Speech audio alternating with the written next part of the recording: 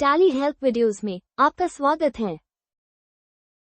इस वीडियो में आप टैली प्राइम में ई पेमेंट रिकॉर्ड करने की प्रक्रिया को समझेंगे।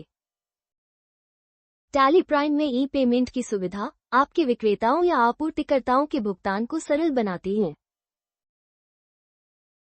ये भुगतान निर्देश फाइल बनाकर एक बार में बल्क पेमेंट निष्पादित करने में मदद करता है, जिसे आपके बैंक पोर्टल पर अपलोड किया जा सकता है। यह आपको भुगतान करने और उन्हें ट्रैक करने में बहुत समय बचाता है। टैली प्राइम में आप RTGS, NEFT या अपने बैंक द्वारा समर्थित किसी अन्य ट्रांसफर मोड के साथ ई पेमेंट रिकॉर्ड कर सकते हैं। इसके बाद आप बैंक के साथ भुगतान की प्रक्रिया कर सकते हैं। ये सुविधा भुगतान प्रक्रिया को आसान, परेशानी मुक्त और सटीक बनाती है। यह आपके आपूर्तिकर्ताओं के साथ बेहतर संबंध बनाने में भी आपकी मदद करता है। अपने आपूर्तिकर्ताओं को भुगतान करना शुरू करने के लिए आपको सबसे पहले अपना बैंक लेजर सेट करना होगा।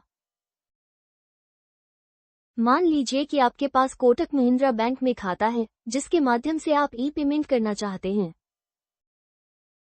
गेटवे ऑफ टैली से ऑल्टर मास्टर और लेजर का चयन करें। कोटक महिंद्रा बैंक लेजर का चयन करें। सुनिश्चित करें कि आप खाता संख्या IFS कोड दर्ज करें और क्लाइंट कोड। अब बैंक कॉन्फ़िगरेशन को सेट ऑल्टर करते हैं। अनेबल ई पेमेंट्स को येस के रूप में सेट करें। Y दबाएं और आप ई पेमेंट के लिए समर्थित बैंक देख सकते हैं। बल्क ई पेमेंट सुविधा को सक्षम करने के लिए आपको अपने बैंक से संपर्क करना होगा। इसके अलावा आपको बैंक में बैंक रिवर्स फाइल सुविधा को सक्षम करने की आवश्यकता होगी, ताकि आप फाइलों को टैली प्राइम में आयात कर सकें और भुगतान की स्थिति को अपडेट कर सकें। आप टैली हेल्प पृष्ठ में अपने बैंक का विवरण पा सकते हैं। अब set alter the E payments configuration. मान लीजिए कि आपका बैंक प्रोडक्ट कोड की प्रणाली का पालन करता है। ई पेमेंट टाइप के आधार पर प्रोडक्ट कोड निर्दिष्ट करें। भुगतान के लिए प्रोडक्ट कोड दर्ज करें। सेव करने के लिए कंट्रोल ए दबाएं।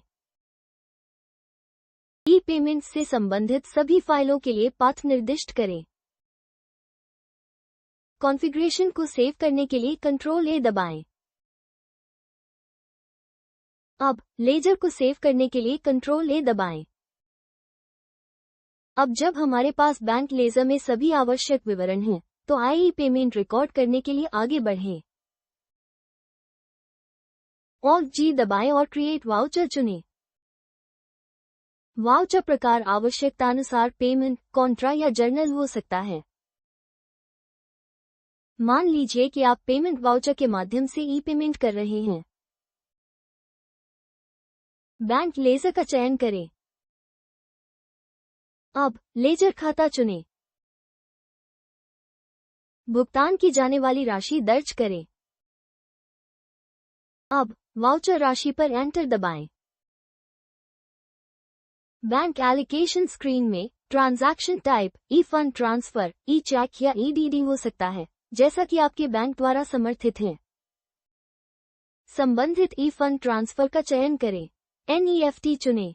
यदि पार्टी लेजर में बैंक विवरण हैं, तो उन्हें यहां प्रीफिल किया जाएगा। विवरण सत्यापित करें और कंट्रोल ए दबाएं। वाउचर को सेव करने के लिए कंट्रोल ए दबाएं। अब ई पेमेंट रिपोर्ट देखें। Alt G दबाएं, बैंकिंग एक्टिविटीज लिखें या चुनें और एंटर दबाएं।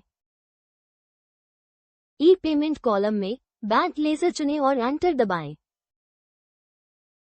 ई पेमेंट रिपोर्ट आपको अनरेकंसाइल्ड ई पेमेंट्स का अवलोकन प्रदान करती है। आप उन ट्रांजैक्शंस की गिनती और राशि देख सकते हैं जो pending for sending to bank और सेंड टू बैंक अनरेकंसाइल्ड हैं। आगे ड्रिल डाउन करें और आप रिपोर्ट के सेक्शंस देख सकते हैं। Ready for sending to bank section में आप पेमेंट वाउचर देख सकते हैं जिसे हमने अभी रिकॉर्ड किया है। एस्केप दबाएं। इनकम्प्लीट और इनकरेक्ट ट्रांजैक्शन डिटेल्स में आप उन त्रुटियों के साथ ट्रांजैक्शंस देख सकते हैं जिन्हें हल करने की आवश्यकता है।